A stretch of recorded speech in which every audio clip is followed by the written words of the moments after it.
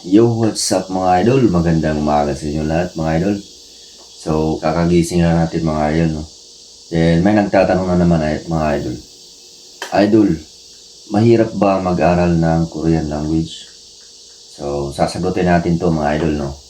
Idol, para sa ito. No, una-una, syempre talaga mahirap mag-aral ng Korean language, no? Kasi nga para tayong bumabalik, no, sa pagkadating estudyante, no? Para tayong bumabalik sa 4 years old or 5 years old mga idol, no? Kung sa Pilipinas pa, no? Kasi unang-una kilalanin natin yung alphabet, no? Syempre. Tapos yung vowels, yung mga consonant, no? And then pagkatapos niyan, tuturuan na naman tayo kung about sa mga numbers. So dito dalawa yung numbers mga idol na ginagamit, ano? Di pare sa atin isa lang. No, dito may native Korean, tapos may Sino-Korean, no. So mahirapan ka talaga mga idol, no. Siyempre mahirap talaga. Pero pag may pangarap ka mo para sa buhay mo, sa pamilya mo, no, siyempre walang mahirap yan mga idol, no. Tapos isa pa, sabayan mo ng dasal palagi, no, kay Lord, kasi alam niya kung ano yung mga paghihirap mo, yung mga pagsisikap mo. And then balang araw, mamamangha ka na lang na binigay pala sa iyo ni Lord, no. So walang imposible mga idol kung magsikap ka or kahit anong mapagdaanan mo ng mga pagsubok mga idol. No, syempre pag sa'yo, para talaga sa yan.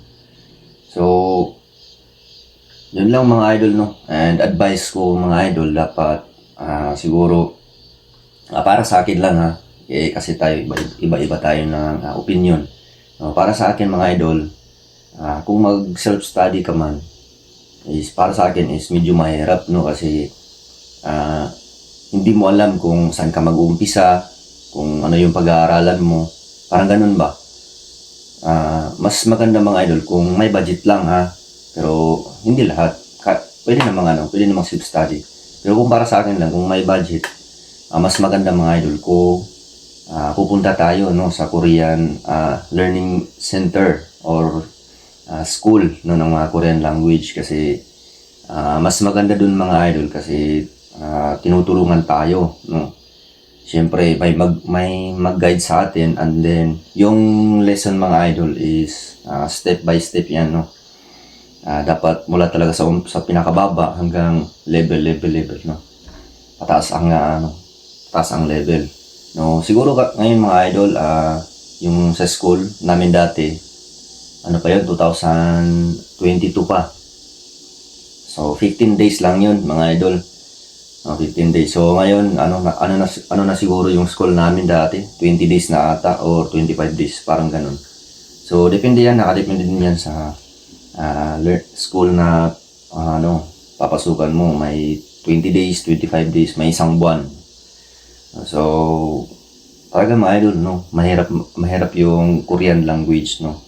Kailangan mong pagtuunan talaga ng pansin. Tapos dapat sacrifice talaga, no. Sacrifice, no, kung ano man yung mga hilig mo, na katulad sa atin mga lalaki, no, talaga syempre mahilig tayo sa basketball, no. Para sa akin, mahilig ako sa basketball, pero nung nag-aaral na ako ng Korean language, tas yung paparating na yung exam, talagang wala, no? Sacrifice lahat lang yung mga idol. Kasi mas uunahin natin talaga yung pangarap natin na makapunta dito, no, sa South Korea. And then yun lang mga idol, no. At kung may katanungan ka mga idol, kung nahihirapan ka or naguguluhan ka, no, so pwede kang mag-comment dyan sa comment section mga idol, or i-PM mo ako mga idol. Tutulungan kita, no. Magtulungan tayo mga idol, no. So yun lang mga idol. Salamat sa panonood at God bless.